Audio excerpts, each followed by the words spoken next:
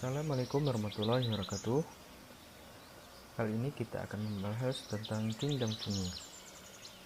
Pertanyaannya, bagaimana cara pengelompokan jamur?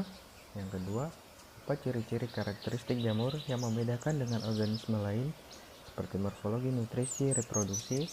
Yang ketiga, apa syarat hidup jamur, cara hidup, dan habitat?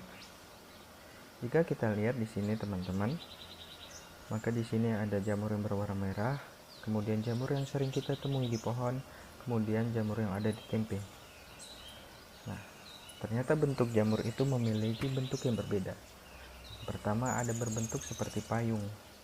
Tentunya kita tidak asing lagi ya teman-teman. Kemudian ada yang bentuk seperti bakpao, yang lebih tepatnya bentuknya bulat. Kemudian ada yang bentuk seperti kuping. Ini jamur biasa yang ada di Taiwan ya teman-teman. Kemudian ciri-ciri jamur. Yang pertama ada eukaryotik atau memiliki membran inti. Yang kedua tidak memiliki klorofil atau heterotop. Yang ketiga multiseluler. Yang keempat beberapa memiliki zat warna. Yang kelima mendapatkan nutrisi dengan absorpsi. Yang keenam bentuknya bermacam-macam. Yang ketujuh dinding sel tersusun dari zat kitin. Struktur dan fungsi tubuh. Yang pertama ada hima atau hifai, berbentuk seperti benang halus, kemudian septum atau sekat atau dinding, hifa senositik, hifa yang tidak bersentrum, kemudian miselium, hifa yang bercabang membentuk anyaman, miselium vegetatif menyerap makanan, miselium generatif menghasilkan spora, dan hotorium atau ujung hifa. Untuk jelasnya, teman-teman bisa lihat di gambar ini. Tinggal dicocokkan dengan slide ini, yang mana yang merupakan pasangannya. Kemudian cara hidup jamur. Yang pertama ada heterotop. Saprofit sama dengan memperoleh zat organik dari sisa-sisa organisme mati, misal daun-daun, kertas, bangkai. Nah, ini contoh daripada saprofit, yaitu Gymnophilus. Kemudian ada parasit yang biasa kita lihat di inang, mungkin bisa di hewan atau di tumbuhan. Di sini contohnya adalah Ustilago. Kemudian ada simbiosis, yaitu menghasilkan manfaat kepada si inang. Jadi saling menguntungkan. Simbiosis mutualisme, misalnya membantu dalam pengambilan mineral dari tanah. Ternyata nggak semua jamur itu hidupnya parasit. Contohnya adalah Mycorrhiza. Kemudian habitat. Habitat jamur sendiri ada di laut dan ada di darat. Kemudian jamur itu menyukai tempat yang lembab, kemudian mengandung zat organik seperti bekas-bekas tumbuhan yang mati atau hewan yang mati, kemudian yang lingkungan asam atau manis. Reproduksi jamur ada dua. Yang pertama reproduksi aseksual, yaitu melalui spora, germinasi, miselium, struktur penghasil spora. Mereka saling berkaitan dan sifatnya tidak terlalu panjang. Kemudian ada reproduksi seksual. Dari spora germinasi, kemudian miselium, plasmogami, tahapan dikaryotik, karyogami, kemudian tahapan diploid, kemudian meiosis, struktur penghasil spora, spora, dan seterusnya. Tahapan seksual sedikit lebih panjang daripada aseksual. Kemudian struktur penghasil spora.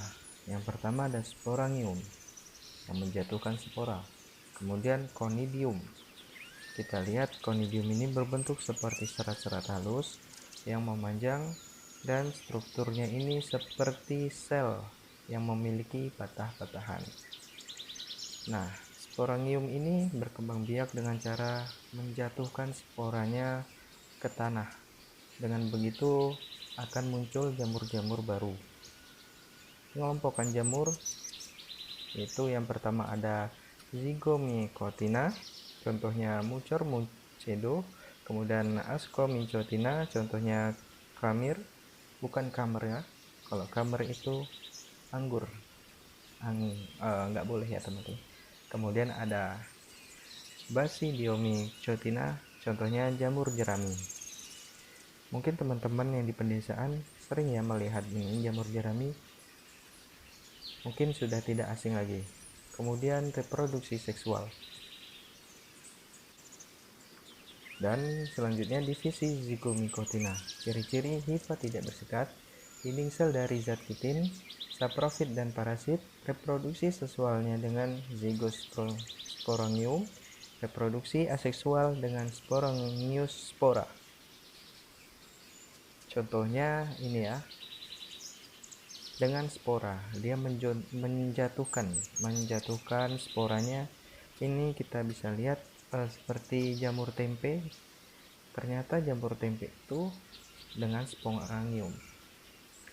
Kemudian divisi ascomycotina. Ciri-ciri hifa bersekat, ada yang berinti satu dan banyak, saprofit, parasit, dan bersimbiosis dengan alga biru membentuk lichenes.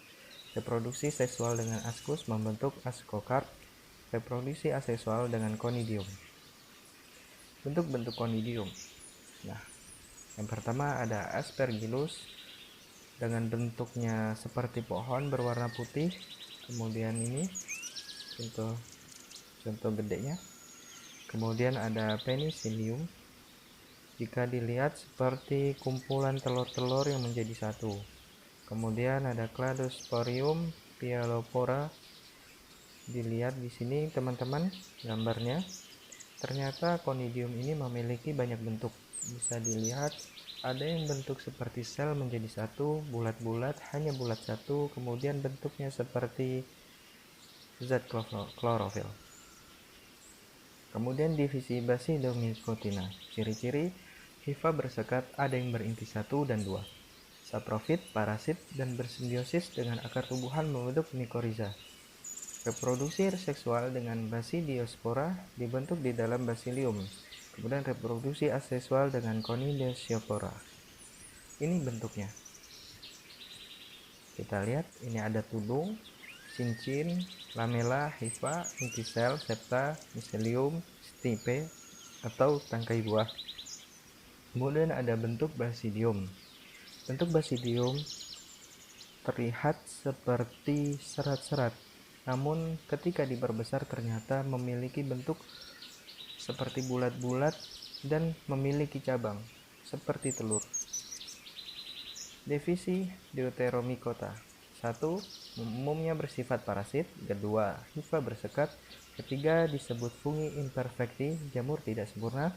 4. Reproduksi aseksual dengan membentuk Conidospora.